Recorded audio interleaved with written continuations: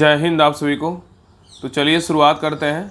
आज के इस क्लास में एरोटेरिया BSSC प्रखंड सांख्यिकी पदाधिकारी का प्रैक्टिस सेट नंबर 4 कंप्लीट करेंगे और इसके पहले 3 प्रैक्टिस सेट करवा चुके हैं। तो अगर तीनों प्रैक्टिस सेट अगर नहीं देखें तो जाके सभी लोग जरूर देखिए। इसका स्पेशल प्लेलिस्ट बना हुआ है, आपको जो है ना देखिएगा तो आपको तीनों क्लास मिल जाएगा, ठीक है।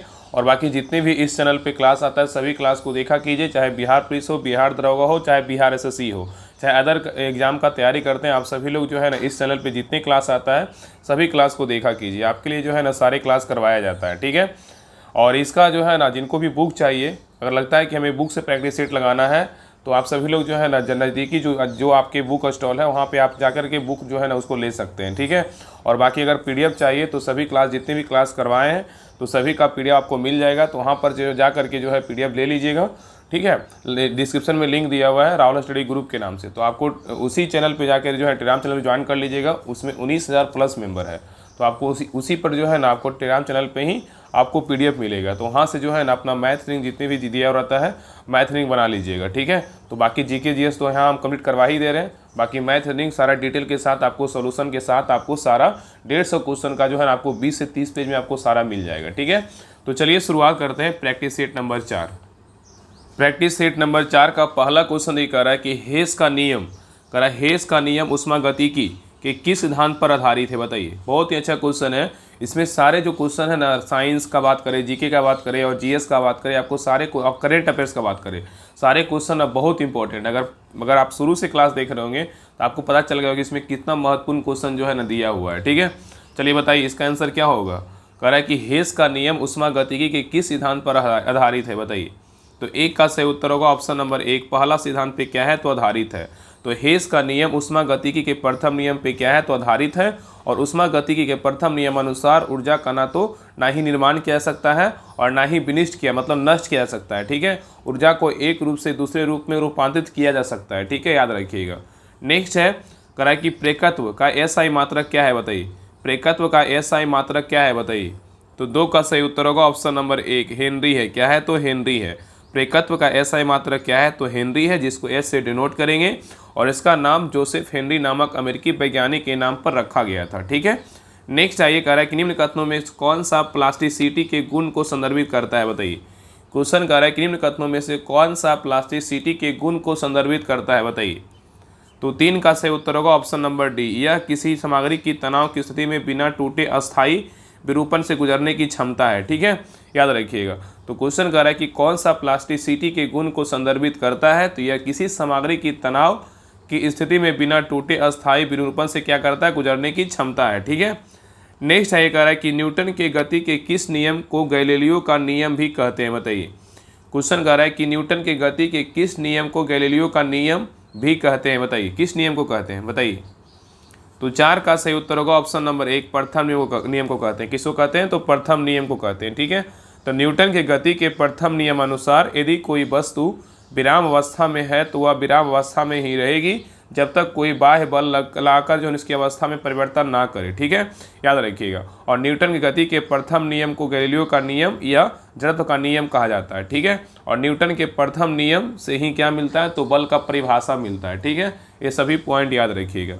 नेक्स्ट है कह रहा है कि फोनोमीटर का प्रयोग किसके लिए किया जाता है, बताइए। फोनोमीटर का प्रयोग किसके लिए किया जाता है, बताइए। तो 5 का सही उत्तर होगा ऑप्शन नंबर B, ध्वनि की तीव्रता मापने में किसका प्रयोग करते हैं तो फोनोमीटर का प्रयोग करते हैं, ठीक है। तो ध्वनि की तीव्रता मापने में किसका प्रयोग करते हैं तो फोनोमीटर का प्रयोग करते हैं। और समुद्र की गहराई मापने में किसका प्रयोग करते हैं तो थर्मोमीटर का प्रयोग करते हैं। और हृदय की गति मापने में किसका प्रयोग करते हैं तो कार्डियोग्राम का प्रयोग करते हैं, ठीक है। नेक्स्ट है करनिन में से कौन सा सर्वात्रिक गुरुत्वाकर्षण नियतांक G का मान है, बताइए। करनिन में से कौन सा सर्वात्रिक गुरुत्वाकर्षण नियतांक मतलब G का मान है, बताइए। कितना है, बताइए, क्या है।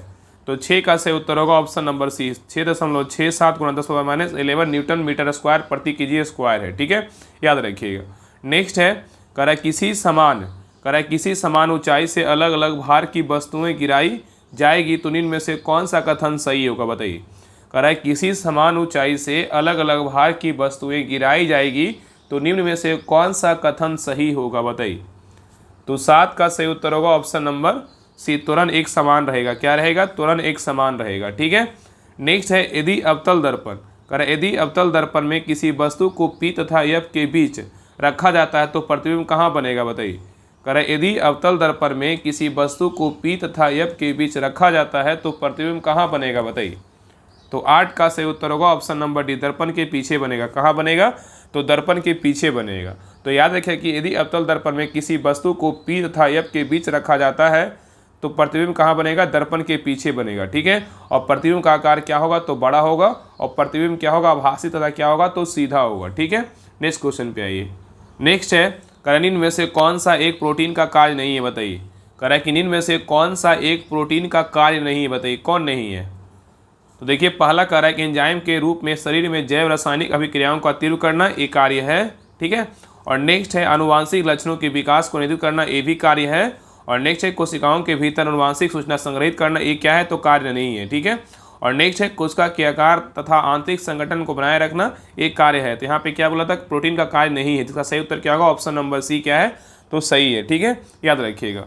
नेक्स्ट है कह रहा है कि निम्नलिखित में से कौन सा कथन आंतरिक श्वसन को संदर्भित करता है बताइए। कह रहा है निम्नलिखित में से कौन सा कथन आंतरिक श्वसन को संदर्भित करता है बताइए, कौन करता है। तो 10 का सही उत्तर होगा ऑप्शन नंबर सी, रक्त तथा ऊतकों के बीच गैसों का आदान प्रदान होना। ठीक है, तो कह रहा है कौन सा कथन आंतरिक श्वसन को संदर्भित करता है, तो रक्त तथा ऊतकों के बीच गैसों का आदान प्रदान करना। ठीक है, तो सही उत्तर क्या होगा, ऑप्शन नंबर सी हो जाएगा। ठीक है, याद रखिएगा। नेक्स्ट है कह रहा है कि निम्न में से कौन सा कवक द्वारा होने वाला रोग नहीं है बताइए। कवक के द्वारा कौन सा रोग नहीं होता है बताइए, बताइए क्या होगा। तो 11 का सही उत्तर होगा ऑप्शन नंबर डी, फाइलेरिया कवक के द्वारा नहीं होता है, लेकिन इतलित फूट कवक के द्वारा होता है। एस्केबीज कवक के द्वारा होता है। दांत किसके द्वारा होता है, तो कवक के द्वारा होता है। ठीक है, तो याद रखिए कि इतलित फूट, एस्केबीज, दांत, गंजापन आदि कवक से होने वाली क्या है, बीमारियां हैं। लेकिन फाइलेरिया बोलेगा तो क्या, फाइलेरिया गोल्डक्रीम से होता है। किससे होता है, तो गोल्डक्रीमी से होता है। ठीक है, और इसका संक्रमण क्यूलेक्स मच्छरों द्वारा होता है, और इसे हाथी पाँव भी कहते हैं। ठीक है, नेक्स्ट है कह रहा है ग्रीन हाउस गैसों, कह रहा है ग्रीन हाउस गैसों का मुख्य घटक क्या है बताइए। ग्रीन हाउस गैसों का मुख्य घटक क्या है बताइए। तो इसका सही उत्तर क्या होगा, ऑप्शन नंबर डी हो, उपयुक्त सभी है। क्या है, उपयुक्त सभी है। कार्बन डाइऑक्साइड भी है, मीथेन भी है, और क्या है, नाइट्रस ऑक्साइड भी है। ठीक है, तो याद रखें ग्रीन हाउस गैसें CO2, मीथेन और नाइट्रस ऑक्साइड और क्या है, जलवाष्प आदि है। ठीक है, और याद रखिएगा कि ग्रीन हाउस गैसों के कारण पृथ्वी के तापमान में वृद्धि होती है, जिससे जीवन क्या होता है, प्रभावित होता है। नेक्स्ट है ईस्ट में जनन किस विधि द्वारा होता है बताइए। ईस्ट में जनन किस विधि द्वारा होता है। तो 13 का सही उत्तर होगा ऑप्शन नंबर बी, मुकुलन के द्वारा होता है। किसके द्वारा होता है, मुकुलन के द्वारा होता है। नेक्स्ट है जीवधारियों को उनके वातावरण के साथ संबंध का अध्ययन क्या कहलाता है बताइए। जीवधारियों का उनके वातावरण के साथ संबंध का अध्ययन क्या कहलाता है बताइए, बताइए क्या होगा। तो 14 का सही उत्तर होगा ऑप्शन नंबर बी, बायोनोमिक्स कहलाता है। क्या कहलाता है, बायोनोमिक्स कहलाता है। ठीक है, तो जीवधारियों का उनके वातावरण के साथ संबंध का अध्ययन क्या कहलाता है, तो बायोनोमिक्स कहलाता है। ठीक है, और बायोनोमिक्स क्या है, तो जीवधारियों का उनके वातावरण के साथ संबंध का अध्ययन कहलाता है। और याद रखें कि जैविक जगत में होने वाले कार्यों का अध्ययन को क्या कहते हैं, बायोनिक्स कहते हैं। क्या कहते हैं, बायोनिक्स कहते हैं। ठीक है, और सभी जंतुओं के व्यवहार का अध्ययन क्या कहलाता है, तो एथोलॉजी कहलाता है। क्या कहलाता है, एथोलॉजी कहलाता है। ठीक है, और परजीवी जीवों का अध्ययन क्या कहलाता है, तो पैरासिटोलॉजी कहलाता है। ठीक है, ये सभी पॉइंट याद रखिएगा। नेक्स्ट है कह रहा है कि रक्त दाब का नियंत्रण किस ग्रंथि द्वारा होता है बताइए। रक्त दाब का नियंत्रण किस ग्रंथि द्वारा होता है बताइए। तो 15 का सही उत्तर होगा ऑप्शन नंबर 1, अधिवृक्क ग्रंथि के द्वारा होता है। तो रक्त दाब का नियंत्रण किस ग्रंथि द्वारा होता है, तो अधिवृक्क ग्रंथि के द्वारा होता है। नेक्स्ट है पीत रस का स्राव किस लिए आवश्यक है बताइए। पीत रस का स्राव किस लिए आवश्यक है बताइए। तो 16 का सही उत्तर होगा ऑप्शन नंबर बी, वसा का पाचन के लिए क्या है, तो आवश्यक है। ठीक है, तो पित्त रस क्या है, पित्ताशय में क्या होता है, संचित होता है, और पित्त रस का स्राव यकृत द्वारा होता है, और वसाओं के पाचन हेतु पित्त रस क्या है, आवश्यक है। ठीक है, तो यहाँ पे क्वेश्चन पूछा था कि पित्त रस का स्राव किस लिए आवश्यक है, तो वसा का पाचन के लिए क्या है, तो आवश्यक है। ठीक है, नेक्स्ट है कह रहा है कि रेड रॉट नामक बीमारी किस पौधे में होती है बताइए।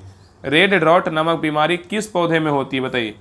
तो 17 का सही उत्तर होगा ऑप्शन नंबर सी, गन्ना में होता है। किस में होता है, तो गन्ना में होता है। ठीक है, और याद है गन्ना जो है ना ग्रेनेसी कुल का सदस्य है, और गन्ने में रेड रॉट नामक बीमारी कोलेटोट्राइकम फाल्केटम द्वारा होती है। गन्ने में रेड डॉट नामक बीमारी किसके द्वारा होता है, तो कोलेटोट्राइकम फाल्केटम द्वारा होती है, और गन्ने में लाल धारी नामक बीमारी भी होती है। ठीक है, याद रखिएगा। नेक्स्ट है कह रहा इल्बर्ट बिल किस वायसराय द्वारा लाया गया था बताइए। इल्बर्ट बिल किस वायसराय द्वारा लाया गया था बताइए। तो 18 का सही उत्तर होगा ऑप्शन नंबर बी, रिपन के द्वारा लाया गया था। किसके द्वारा लाया गया था? तो रिपन के द्वारा लाया गया था। तो इल्बर्ट बिल को 1883 में पेश किया गया था और इस अधिनियम के तहत भारतीय न्यायाधीश यूरोपीय लोगों को पर क्या है, मुकदमा चला सकते हैं। ठीक है, याद रखिए कि इल्बर्ट बिल विवाद को 1883 में पेश किया गया था और इस अधिनियम के तहत भारतीय न्यायाधीश जो है ना यूरोपीय लोगों पर क्या है, मुकदमा चला सकते थे। ठीक है, याद रखिएगा। और रिपन का जो कार्यकाल था कितना से कितना था? 1880 से 1884 ईस्वी तक था। ठीक है, याद रखिएगा। नेक्स्ट है, करें 1937 के चुनाव में किस प्रांत में कांग्रेस की सरकार नहीं बनी थी? बताइए। करें 1937 के चुनाव में किस प्रांत में कांग्रेस की सरकार नहीं बनी थी? बताइए, किस में नहीं बना था? बताइए। तो 19 का सही उत्तर होगा ऑप्शन नंबर बी, बंगाल में नहीं बना था, लेकिन बिहार, मध्य प्रांत और उड़ीसा में बना था। ठीक है, नेक्स्ट है, निम्नलिखित में से कौन कैबिनेट मिशन योजना का सदस्य नहीं था? बताइए। करें निम्नलिखित में से कौन कैबिनेट मिशन योजना का सदस्य नहीं था? बताइए, इसमें कौन जो है कैबिनेट मिशन योजना का सदस्य नहीं था? बताइए। तो 20 का सही उत्तर होगा ऑप्शन नंबर सी, बेवेल नहीं था, लेकिन पैथिक लॉरेंस था, स्टैफोर्ड क्रिप्स था और एवी अलेक्जेंडर था। ठीक है, याद रखिएगा। नेक्स्ट है, कह रहा है कि भारत की स्वतंत्रता के समय ब्रिटेन में किस पार्टी की सरकार थी? बताइए। भारत की स्वतंत्रता के समय ब्रिटेन में किस पार्टी की सरकार थी? बताइए। तो 21 का सही उत्तर होगा option number C, Labour Party की सरकार थी। ठीक है, तो भारत की स्वतंत्रता के समय लेबर पार्टी जो है ना सत्ता में थी एवं क्लेमेंट इटली क्या थे? प्रधानमंत्री थे। और इटली द्वारा घोषणा की गई कि 30 जून 1948 तक भारतीयों को सत्ता सौंप दिया जाएगा। ठीक है, याद रखिएगा। नेक्स्ट है, कह रहा है कि पुर्तगालियों की राजधानी कोचीन से गोवा कब स्थानांतरित की गई थी? बताइए। कह रहा है पुर्तगालियों की राजधानी कोचीन से गोवा कब स्थानांतरित किया गया था? बताइए।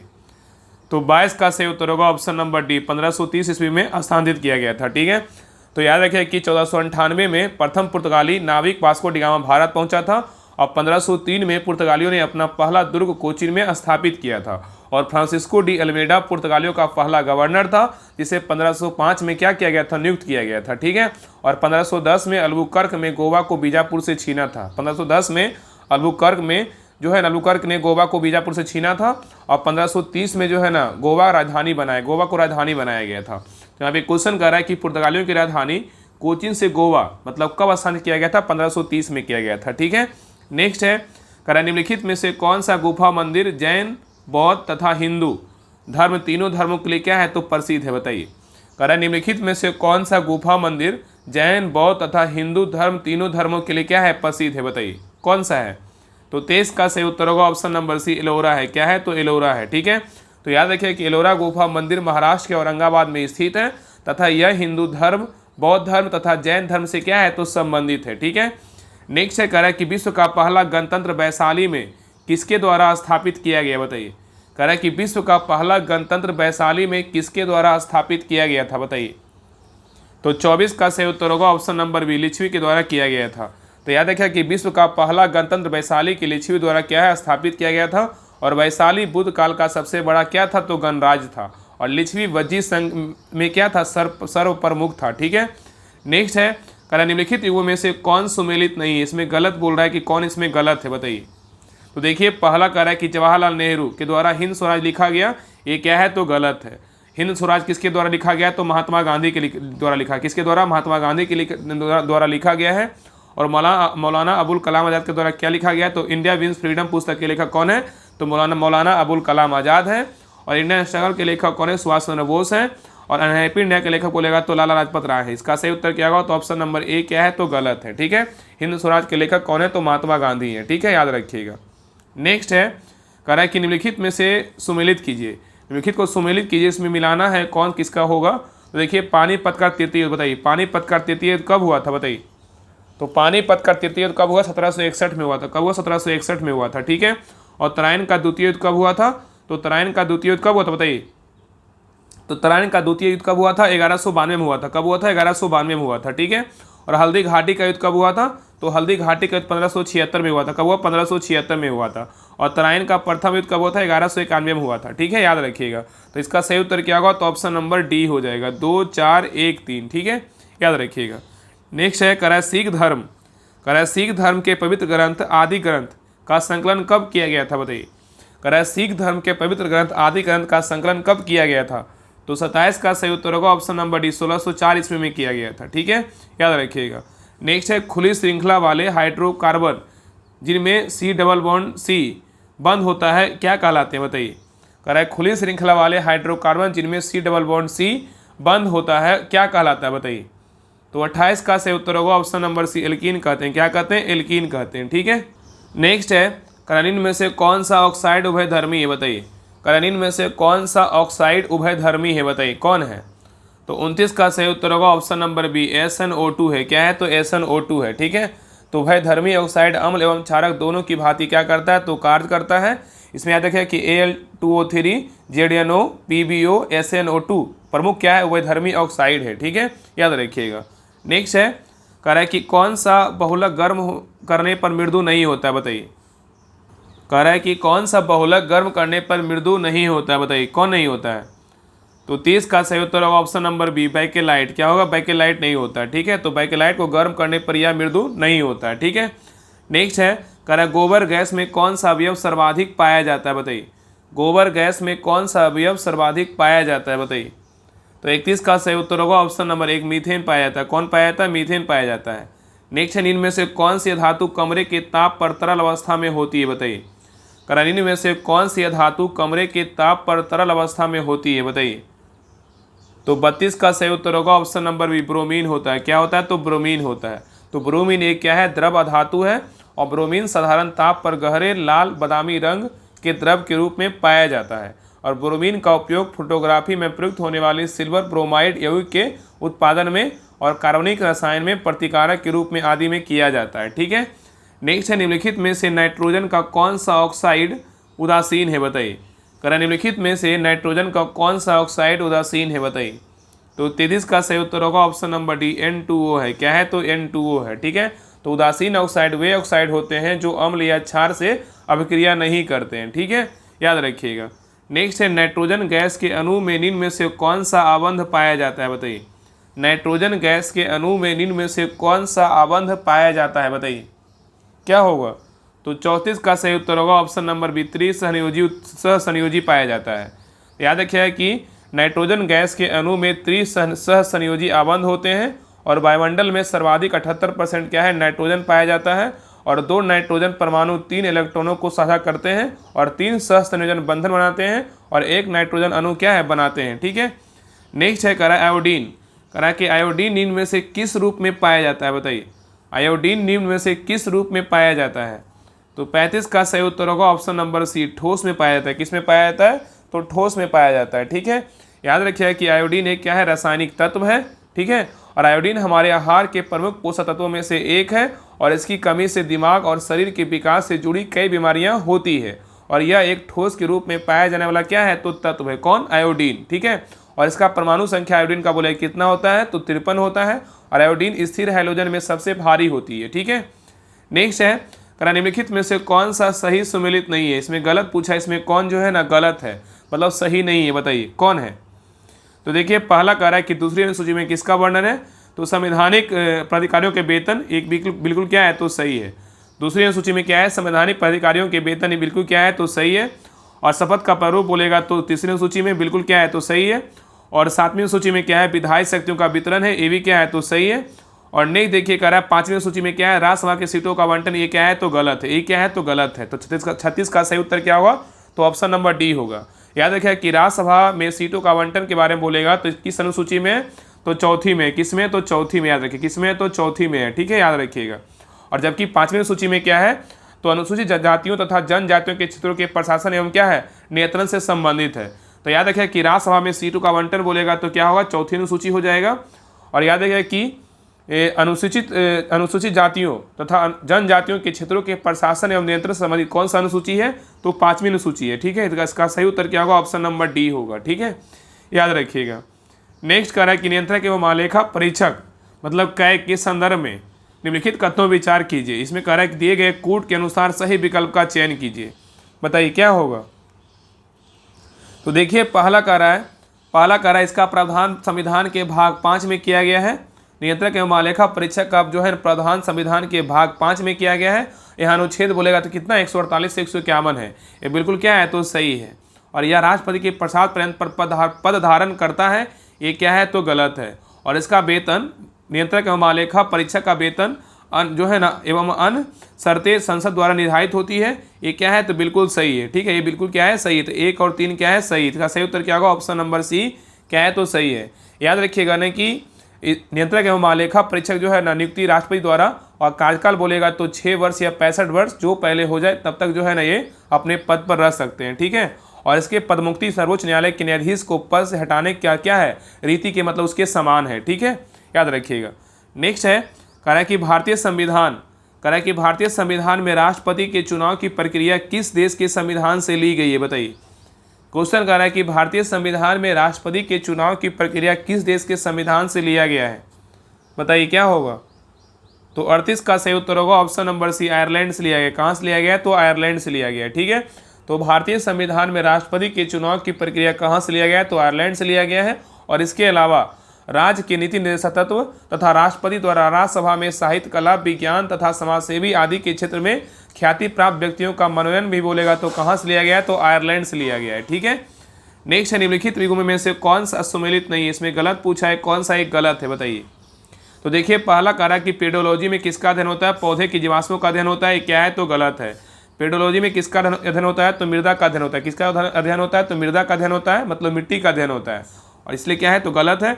नेक्स्ट है, एंथोलॉजी में फूलों का अध्ययन होता है। बिल्कुल क्या है? सही है। एंटेमोलॉजी में किसका अध्ययन होता है? जंतु विज्ञान की शाखा। बिल्कुल क्या है? सही है। और ट्रोपोलॉजी में किसका अध्ययन होता है? पोषण का अध्ययन होता है। भी क्या है? सही है। तो बी सी डी सही है, लेकिन ए क्या है? तो गलत है। ठीक है, नेक्स्ट क्वेश्चन पे आइए।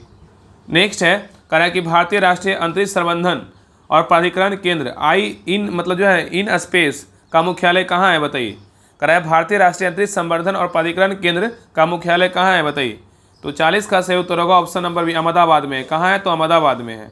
नेक्स्ट है, भूमध्य रेखा निम्नलिखित में से किन देशों से होकर गुजरती है? बताइए। भूमध्य रेखा निम्नलिखित में से किन देशों से होकर गुजरती है? बताइए। तो 41 का सही उत्तर होगा ऑप्शन नंबर 1, मालदीव, गैबोन और क्या है? ब्राजील से होकर गुजरती है। ठीक है, नेक्स्ट है, भारत के विभिन्न नदियों तथा उनके उद्गम क्षेत्र के संबंध में कौन सा सही नहीं है? यहाँ पे सही नहीं पूछा है, इसमें कौन सा क्या है? तो गलत है। कह रहा है कि भारत के विभिन्न नदियों तथा उनके उद्गम क्षेत्र के संबंध में कौन सा सही नहीं है? किसका, कौन सा नदी का जो है उद्गम क्षेत्र स्थान कहाँ से है?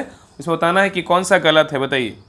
तो देखिए, पहला कह रहा है कि भरतपुझा नदी कहाँ से निकलती है? उद्गम क्षेत्र क्या है? तो अनामलाई पहाड़ियाँ। बिल्कुल क्या है? तो सही है। और कालिंदी नदी का बोलेगा तो क्या है? बेलगांव से। बिल्कुल क्या है? तो सही है। और कावेरी का बोलेगा तो कहाँ से होती है? ब्रह्मगिरी पहाड़ी से इसका उद्गम क्षेत्र है। बिल्कुल क्या है? तो सही है। और कृष्णा नदी का बोलेगा तो अमरकंटक पठार से। क्या है? तो गलत है। याद रखिए, कृष्णा नदी का कहाँ से है उद्गम क्षेत्र? तो पश्चिमी घाट महाबलेश्वर से है। ठीक है, याद रखिए कहाँ से? पश्चिमी घाट महाबलेश्वर से है। ठीक है, और अमरकंटक पठार से कौन सा नदी है? तो नर्मदा नदी है। कौन सी नदी है? तो नर्मदा नदी है। ठीक है, याद रखिए इसका सही उत्तर क्या होगा? तो ऑप्शन नंबर डी क्या है? तो गलत है। ठीक है, याद रखिएगा। नेक्स्ट है, कह रहा है कि सूची 1 सूची 2 को सम्मिलित कीजिए तथा सूचियों के नीचे दिए कूट का सही उत्तर चुनिए। यहाँ पे सूची 1 में क्या है? देश है, और सूची 2 में क्या है? तो राजधानी है। किस देश का राजधानी कहाँ है? बताना है। बताइए। तो देखिए, लिथुआनिया की राजधानी कहाँ है? बताइए। तो विनियस है। कहाँ है? तो विनियस है। अल्बानिया की राजधानी कहाँ है? बताइए। तो अल्बानिया की राजधानी बोलेगा तो कहाँ है? तिराना है। कहाँ है? तिराना। और माली की राजधानी कहाँ है? बताइए। तो माली की राजधानी कहाँ है? तो बामाको है। कहाँ है? बामाको है। ठीक है, और लिचेस्टीन की राजधानी कहाँ है? तो बताइए। लिचेस्टीन किस राजधानी कहाँ है? बताइए। लिचेस्टीन देश की राजधानी कहाँ है? बताइए। तो क्या होगा? बादूज है। कहाँ है? तो बादूज है। ठीक है, तो लिथुआनिया की राजधानी कहाँ है? तो विनियस। अल्बानिया की राजधानी कहाँ है? तिराना। और माली का बोलेगा तो बामाको। और लिचेस्टीन की राजधानी कहाँ है? तो बादूज है। ठीक है, इसका सही उत्तर क्या होगा? 2 3 1 4। क्या होगा? 2 3 1 4। सही उत्तर क्या होगा? ऑप्शन नंबर सी होगा।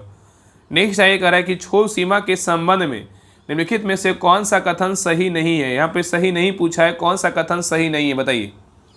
तो देखिए, पहला कह रहा है कि यह क्षोभ मंडल और ओजोन मंडल को अलग करता है। ये क्या है? गलत है। ये क्या है? तो गलत है। ठीक है, और यहाँ तापमान लगभग स्थिर रहता है। ये क्या है? सही है। और इसकी मोटाई एक से जो है ना 1.5 किलोमीटर तक पाई जाती है। ये भी क्या है? सही है। और इसकी निचली सीमा पर जेट हवाएं चलती है। ये भी क्या है? सही। बी सी डी क्या है? सही है, लेकिन एक क्या है? तो गलत है। ठीक है, याद रखिएगा। नेक्स्ट है, निम्न में से किस देश में ग्रेट सैंडी मरुस्थल स्थित है? बताइए। निम्न में से किस देश में ग्रेट सैंडी मरुस्थल स्थित है? बताइए। तो 45 का सही उत्तर होगा ऑप्शन नंबर बी। कहाँ है? तो ऑस्ट्रेलिया में। कहाँ है? तो ऑस्ट्रेलिया में। ठीक है, याद रखिएगा।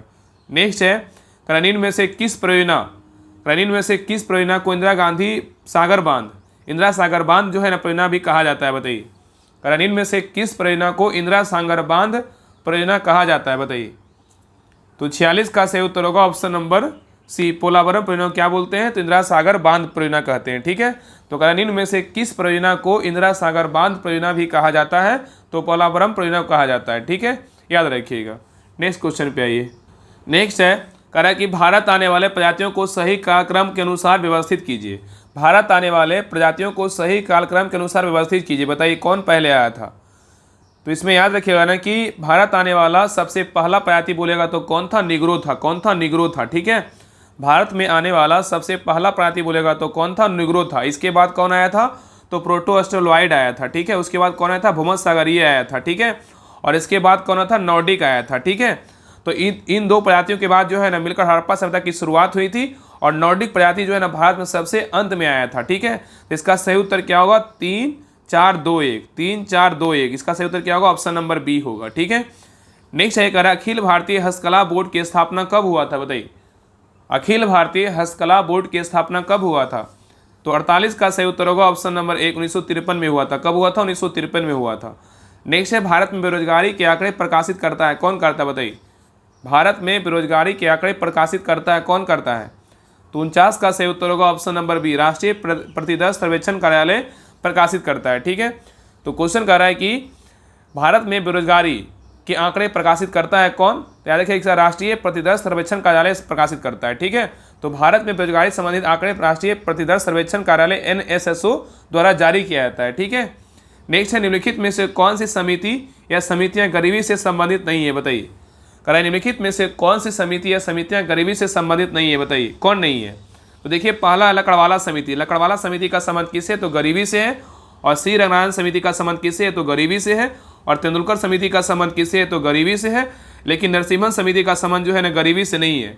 नरसिम्हन समिति का संबंध किससे है? तो भारत में बैंकिंग क्षेत्र से है। किससे है? तो भारत में बैंकिंग क्षेत्र से है। इसलिए इसका सही उत्तर क्या होगा? तो ऑप्शन नंबर क्या हो जाएगा? तो ऑप्शन नंबर हो जाएगा बी होगा। 1 2 3 क्या है? तो लकड़वाला समिति, श्री रंगराजन समिति और तेंदुलकर समिति का संबंध किससे है? तो गरीबी से है। लेकिन नरसिम्हन समिति का संबंध किससे है? तो भारत में बैंकिंग क्षेत्र से है। ठीक है, याद रखिएगा। चलिए नेक्स्ट क्वेश्चन पे आइए। कह रहा है कि भारत जनगणना 2011 के अनुसार, भारत जनगणना 2011 के अनुसार सर्वाधिक लिंगानुपात वाला केंद्र शासित प्रदेश कौन सा है? बताइए। तो 51 का सही उत्तर होगा ऑप्शन नंबर क्या है? तो बी, पुडुचेरी है। कौन सा है? तो पुडुचेरी है। ठीक है, याद रखिएगा। नेक्स्ट है, कह रहा है कि राष्ट्रीय हार्टिकल्चर मिशन किस पंचवर्षीय योजना में आरंभ किया गया था? बताइए।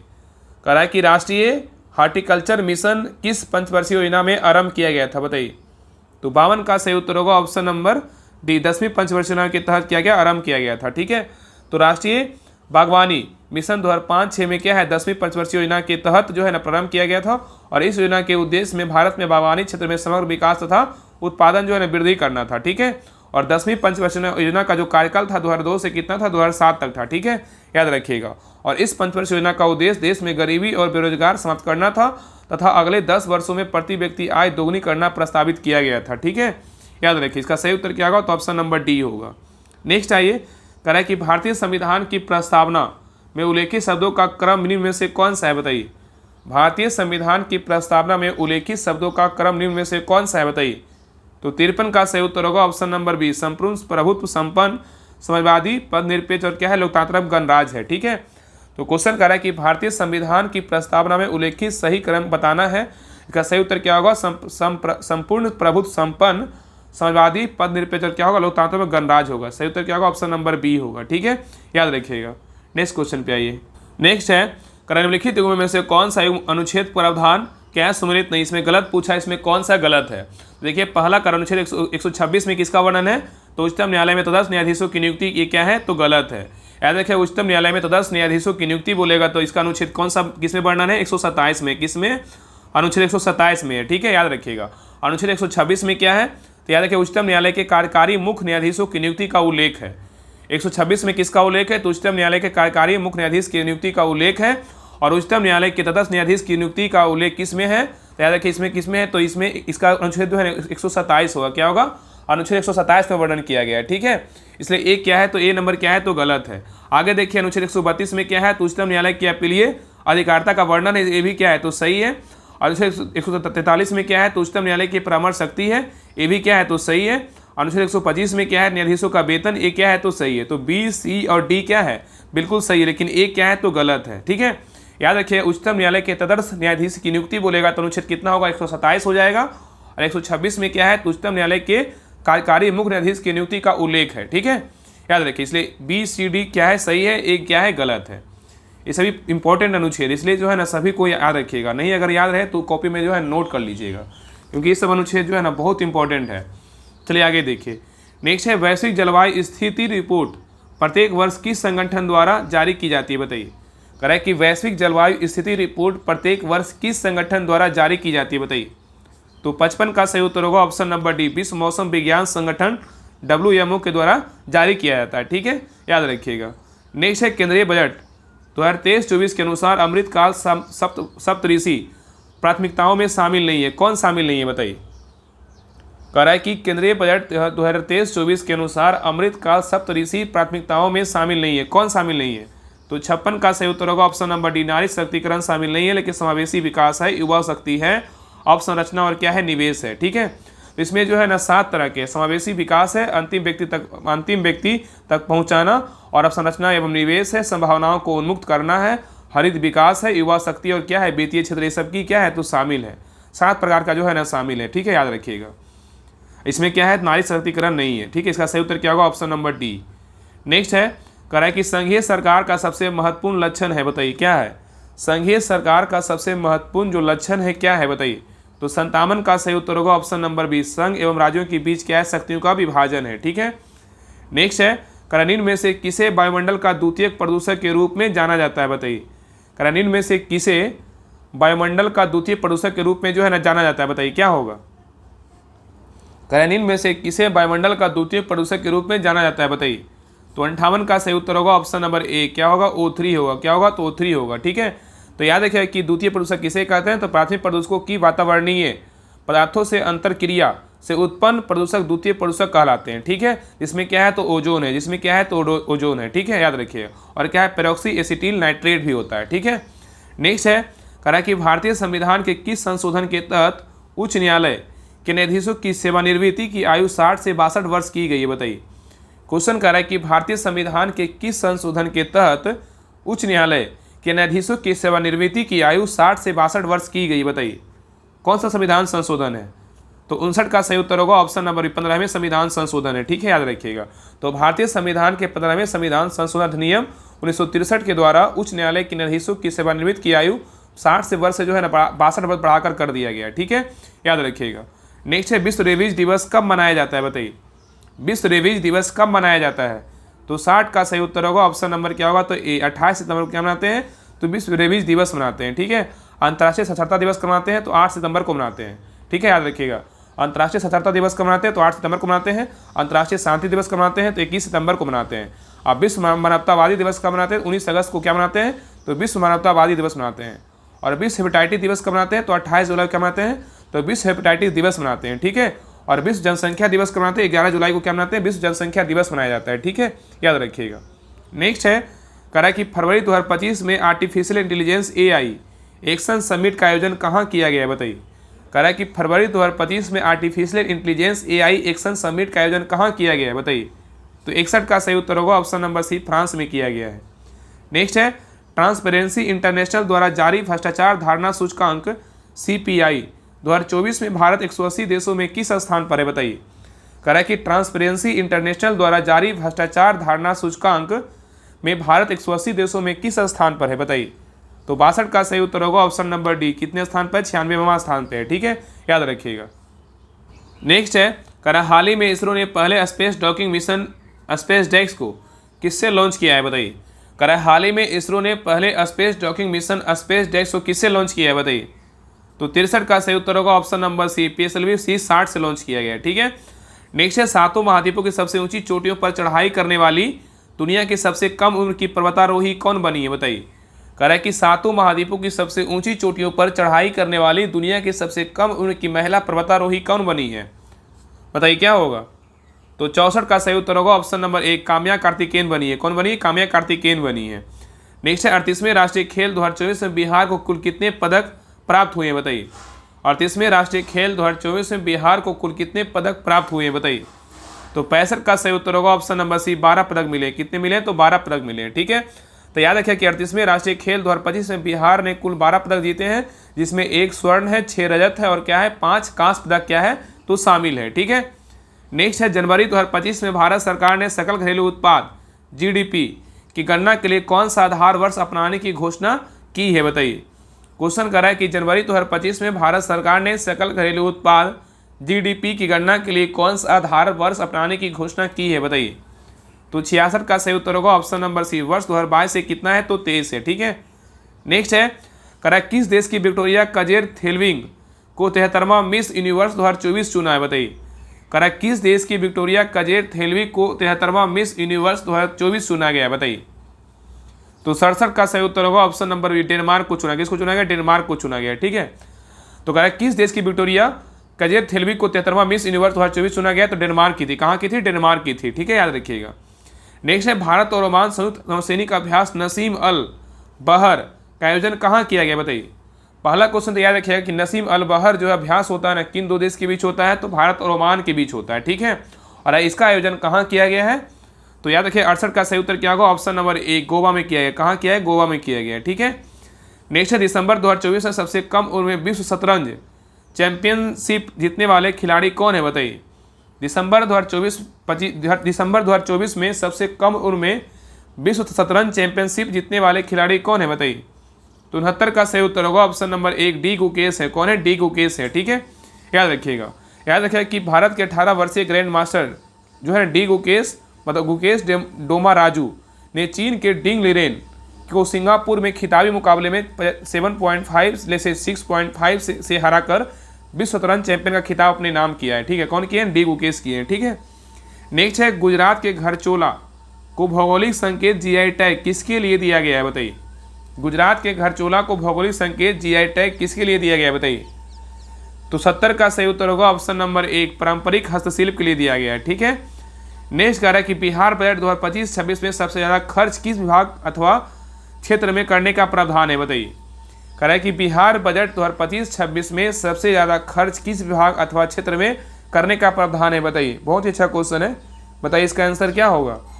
तो 71 का सही उत्तर होगा ऑप्शन नंबर सी, शिक्षा विभाग में जो है ना ज़्यादा खर्च करने का जो है ना मतलब बजट पेश किया गया है। ठीक है, याद रखिएगा कितना है, तो याद रखिएगा 60,000 मतलब 964 करोड़ है। कितना है? तो 60,964.87 करोड़ है। ठीक है, मतलब बजट का कितना प्रतिशत है? 19.24% है। ठीक है, चलिए नेक्स्ट क्वेश्चन पे आइए। नेक्स्ट है कह रहा है कि भारत का पहला आर्टिफिशियल इंटेलिजेंस AI विश्वविद्यालय किस राज्य में स्थापित किया गया है, बताइए। मतलब किया जाएगा, बताइए। कह रहा है कि भारत का पहला आर्टिफिशियल इंटेलिजेंस AI विश्वविद्यालय किस राज्य में स्थापित किया जाएगा, बताइए। तो 72 का सही उत्तर होगा ऑप्शन नंबर सी, महाराष्ट्र में किया जाएगा। कहाँ किया जाएगा? तो महाराष्ट्र में किया जाएगा। नेक्स्ट है कह रहा है इंडिया स्टेट ऑफ फॉरेस्ट 2023 के अनुसार राज्य के कुल भौगोलिक क्षेत्रफल के प्रतिशत भूभाग के रूप में किस राज्य या केंद्रशासित प्रदेश क्षेत्र में वनाच्छादित क्षेत्रफल सर्वाधिक है, बताइए। क्वेश्चन कह रहा है कि इंडिया स्टेट ऑफ फॉरेस्ट 2023 के अनुसार राज्य के कुल भौगोलिक क्षेत्रफल के प्रतिशत भूभाग के रूप में किस राज्य या केंद्रशासित प्रदेश क्षेत्र में वनाच्छादित क्षेत्रफल सर्वाधिक है, बताइए। तो 73 का सही उत्तर होगा ऑप्शन नंबर 1, लक्षद्वीप में। कहाँ है? तो लक्षद्वीप में है।